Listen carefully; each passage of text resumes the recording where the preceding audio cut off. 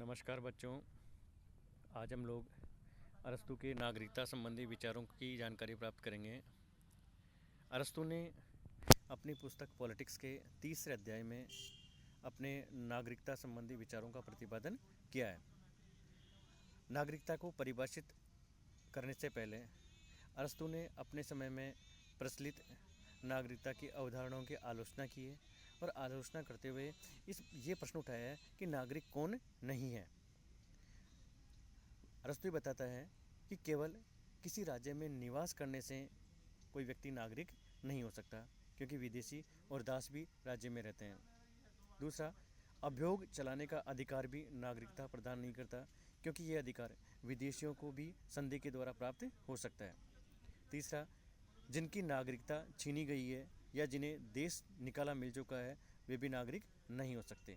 चौथा, किसी राज्य के क्षेत्र में जन्म लेने या किसी नागरिक की संतान होने से भी कोई नागरिक नहीं बन सकता, क्योंकि ये लक्षण पुराने राज्यों के विषय में तो ठीक हो सकते हैं किंतु नए राज्यों के आरंभिक नागरिकों पर लागू नहीं हो सकते। इस प्रकार अरस्तु के अनुसार नागरिकता का निर्धारण जन्म, निवास स्थान या कानूनी अधिकारों से नहीं हो सकता, वर्ण वह इस संबंध में व्यक्ति की राजनीतिक क्षेत्र में सक्रियता को महत्व देता है।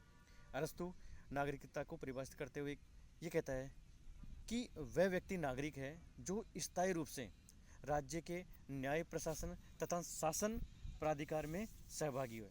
इसका मतलब जो व्यक्ति न्यायिक क्षेत्र में और प्रशासकीय क्षेत्रों में सक्रिय है, अरस्तु के अनुसार वही नागरिक है। अरस्तु की नागरिकता की ये जो परिभाषा है वह वर्तमान के आधुनिक लोकतांत्रिक राज्यों पर लागू नहीं होती, क्योंकि वर्तमान में जो राज्य हैं उनका क्षेत्रफल और जनसंख्या की दृष्टि से बहुत अधिक विशाल है। लेकिन तत्कालीन नगर राज्य जो अत्यंत छोटे छोटे थे, जिसमें प्रत्येक व्यक्ति को न्यायिक प्रशासन न्यायिक क्षेत्र में तथा प्रशासनिक क्षेत्र में क्रमशः बारी बारी से भाग लेने का मौका मिलता था, तो उस संदर्भ में उनकी ये परिभाषा सटीक है। अरस्तु ने, क्योंकि अरस्तु के समय में जो एथेंस था उसमें इक्लेशिया और हेलिया नामक सभाएं होती थी, जिसमें 30 वर्ष या इससे अधिक आयु वाले नागरिक भाग लेते थे।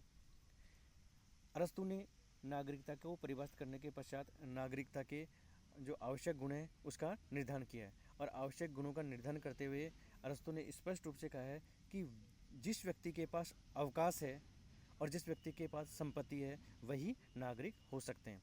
अवकाश से अरस्तु का तात्पर्य केवल छुट्टियों से नहीं था, बल्कि आर्थिक जीविकोपार्जन के वो समस्त साधनों से मुक्ति जो किसी व्यक्ति के सार्वजनिक दायित्वों के निर्वाह में बाधा उत्पन्न करते हैं, उनसे मुक्ति दिलाना अरस्तु के अनुसार अवकाश है। अरस्तु संपत्ति विहीन व्यक्तियों को भी नागरिकता देने के पक्ष में नहीं है, क्योंकि अरस्तु का यह मानना है कि संपत्ति विहीन व्यक्ति संपत्तिशाली व्यक्ति के समान अधिक उत्तरदायित्व पूर्ण ढंग से अपने कर्तव्यों का निर्वाह नहीं कर पाता है। अरस्तु दासों को भी नागरिकता प्रदान नहीं करता, क्योंकि अरस्तु का मानना है कि पारिवारिक जीवन में दास से केवल एक संपत्ति मात्र है। शारीरिक श्रम के कार्य करने के कारण उनमें उचित विवेक नहीं होता है और उनके पास अवकाश भी नहीं होता। श्रमिक वर्ग के व्यक्तियों को भी वह नागरिकता से वंचित करता है, क्योंकि उनके पास अवकाश नहीं है और नागरिकता गुण विकसित करने की स्थिति में नहीं होते हैं। स्त्रियों तथा बच्चों को नागरिकता प्राप्त नहीं होनी चाहिए, क्योंकि उनकी बौद्धिक क्षमता हीनतर स्तर की होती है। साथ ही अरस्तु सभी वृद्ध व्यक्तियों को भी नागरिकता प्राप्त या नागरिकता देने के पक्ष में नहीं है, क्योंकि अरस्तु के अनुसार वृद्ध व्यक्ति राज्य के प्रति अपने उत्तरदायित्व पूरे करने की स्थिति में नहीं होते। इस प्रकार अरस्तु नागरिकता की परिभाषा सुनिश्चित करता है। यद्यपि अरस्तु की ये नागरिकता की जो परिभाषा है वो वर्तमान राज्यों पर लागू नहीं होती, लेकिन तत्कालीन राज्यों के संदर्भ में सटीक थी।